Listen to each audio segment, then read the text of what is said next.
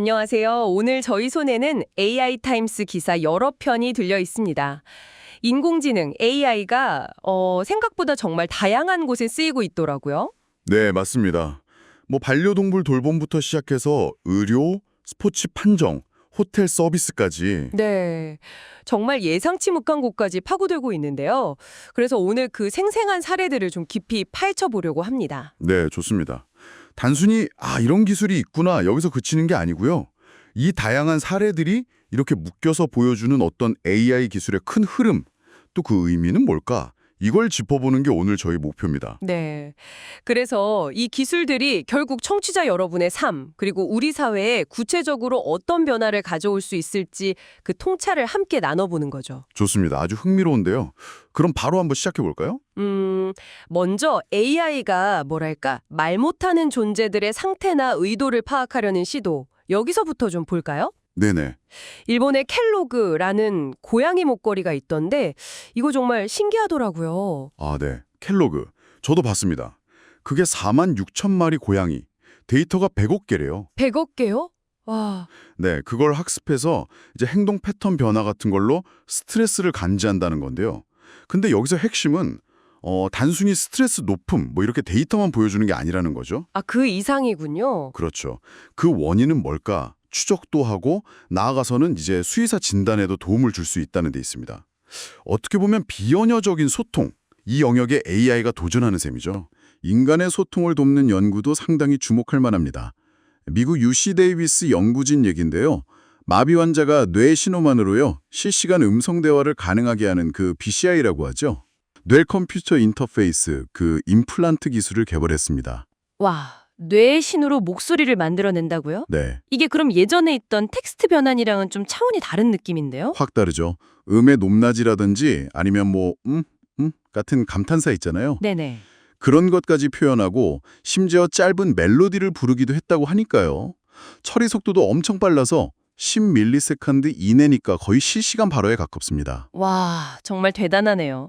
그럼 정확도는 어느 정도인가요? 맞습니다. 그게 객관식 평가에서는 100% 정확도를 보였다고는 하는데 받아쓰기 평가에서는 아직 단어 오류율이 한 43.75% 정도? 아직은 좀 높네요. 네, 좀 높죠. 그래서 개선은 분명히 필요합니다. 하지만 중요한 건 이게 단순히 의사 전달 기능을 넘어서 환자 고유의 목소리나 억양 같은 거 있잖아요. 그런 인간적인 뉘앙스까지 복원하려고 시도했다는 점, 이게 정말 의미가 크다고 봅니다. 그 사람만의 말투를 되찾아준다는 거군요. 그렇죠. 전극세를 더 늘린다거나 하는 기술적인 개선 방향도 꽤 명확해서요. 앞으로가 더 기대되는 기술입니다. 네. 이렇게 AI가 어떤 소통이나 이해를 돕는 걸 넘어서 이제는 아예 인간의 판단이나 역할을 대신하는 그런 자동화 측면도 좀 주목할 만한 것 같아요. 네, 그렇죠. 자동화. 올해 윈블던 테니스 대회. 여기서는 1877년 이래 처음으로 AI 호크아이가 라인콜, 그러니까 공이 들어왔는지 나갔는지 판정을 전담한다고요. 네, 맞습니다. 12대의 카메라로 공 궤적을 정밀하게 추적해서 인아웃 판정을 하는 거죠. 이야.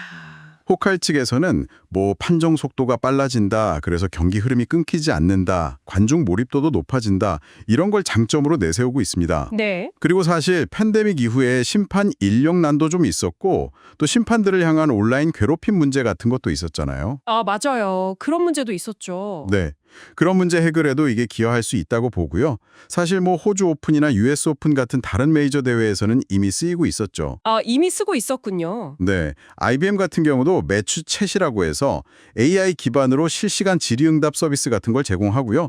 이런 걸 보면 스포츠 영역에서도 AI 도입이 점점 확산되고 있다는 걸 알 수 있습니다. 그렇군요.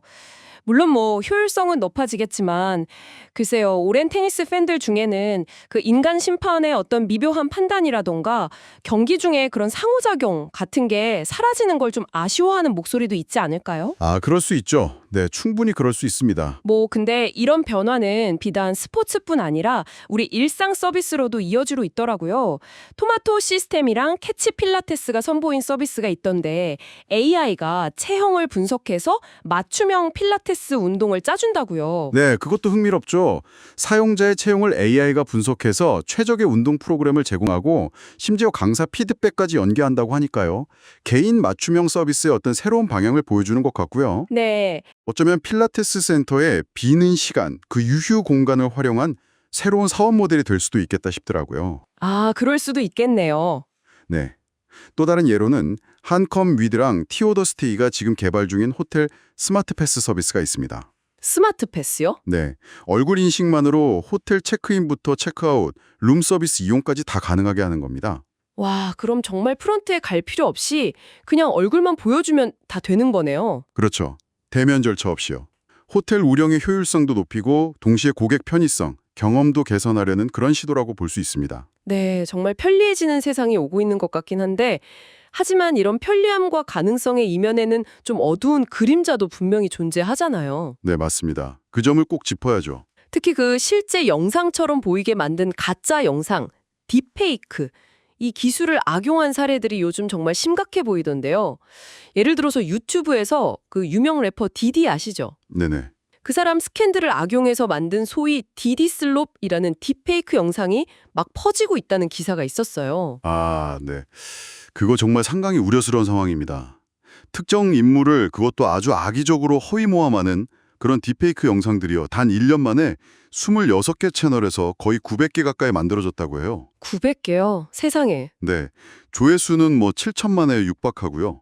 디디뿐만 아니라 뭐 브래드 피트, 윌 스미스 같은 다른 유명인들도 대상이 되고 있다고 하고요. 아, 근데 더 큰 문제는요. 이런 영상을 만드는 데 드는 비용이 10달러도 안 된다는 겁니다. 네. 10,000원 조금 넘는 돈으로요. 네. 정말 누구나 마음만 먹으면 너무 쉽게 만들 수 있다는 이 현실이 참 무서운 거죠. 그러니까요. 유튜브가 뭐 채널 폐쇄하고 수익 창출 중단하고 이런 조치를 해도 이게 영어권뿐만 아니라 스페인어, 프랑스어권, 심지어 뭐 파키스탄 기업까지 가담해서 퍼져나가니까 근절이 정말 쉽지 않아 보이더라고요. 네, 맞습니다. 이 사례는 생성 AI 기술 발전이 가짜 정보나 명예훼손성 컨텐츠 제작에 문턱을 정말 얼마나 낮췄는지, 그리고 이걸 통해서 수익을 창출하려는 시도가 얼마나 광범위하게 퍼져 있는지를 너무나 명확하게 보여주는 것 같습니다. 네. 결국 기술의 윤리적인 사용 문제, 그리고 플랫폼 기업들의 책임 문제에 대한 어떤 근본적인 고민이 정말 필요한 시점이죠. 네, 그렇군요. 오늘 이렇게 쭉 살펴보니까 AI가 정말 한편으로는 반려동물의 마음을 읽어주려고 시도하고 또 잃어버린 목소리를 찾아주기도 하고 스포츠의 공정성을 높이고 일상을 편리하게 만드는 정말 놀라운 잠재력을 보여주고 있는 것 같아요. 네, 그렇죠. 동시에 방금 이야기 나눈 딥페이크 같은 기술 악용 사례는 우리가 반드시 풀어야 할 심각한 과제이기도 하고요. 어쩌면 AI가 가져올 진짜 변화는 이제 막 시작되고 있는 건지도 모르겠습니다. 네, 맞습니다. 오늘 저희가 함께 짚어본 이 AI의 여러 얼굴들, 이 다양한 모습을 통해서요. 앞으로 다가올 변화의 물결 속에서 우리는 무엇을 좀 경계해야 할지, 또 무엇을 기대하면서 준비해야 할지 청취자 여러분 각자 한번 생각해보는 시간을 가져보시면 어떨까요?